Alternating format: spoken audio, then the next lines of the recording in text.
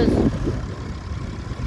Leyland were encouraged to move to Bathgate from the Wolseley factory, but the logistics, if you can use a modern word, which I will do now, went all against it. You've only got to think that the engines were still built down at Birmingham, the fuel systems were still made by CAB and Sims and all that down at Birmingham.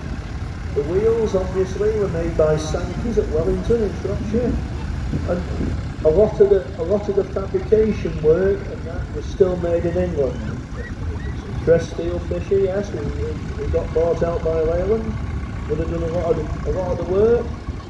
So they got to move all the goods up there to assemble the tractors, and then once the tractors were built, they either got to be shipped down to English customers or Welsh customers, or shipped out from ports in Scotland anywhere around the world. And a lot of the ports in Scotland wouldn't be shipping to certain places, so they'd have to come down and go to Southampton or Liverpool or something to go across.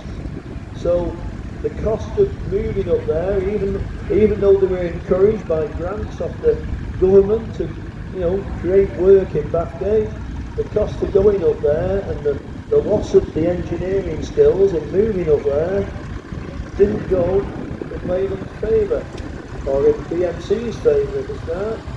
But Leyland tried it, but Leyland was just too big an empire to support everything they did made, and then they sold it to Marshall.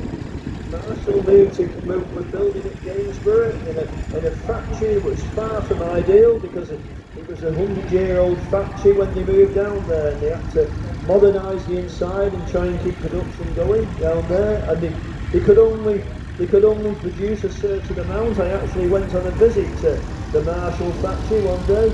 My Burgesses took us on a visit to the Marshall factory, and the timing couldn't have been wrong, because it was on a day where they'd made about 160 people redundant because they were that quiet.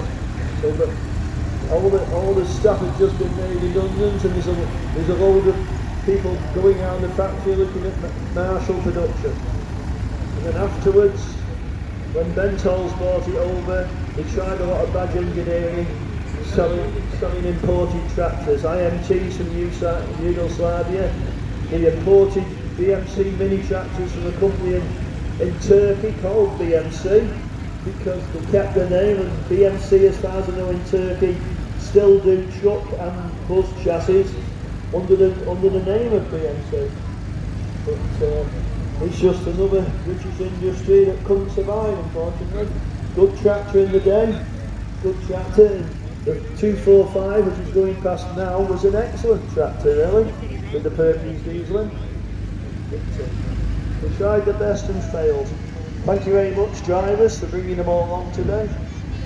Thanks very much.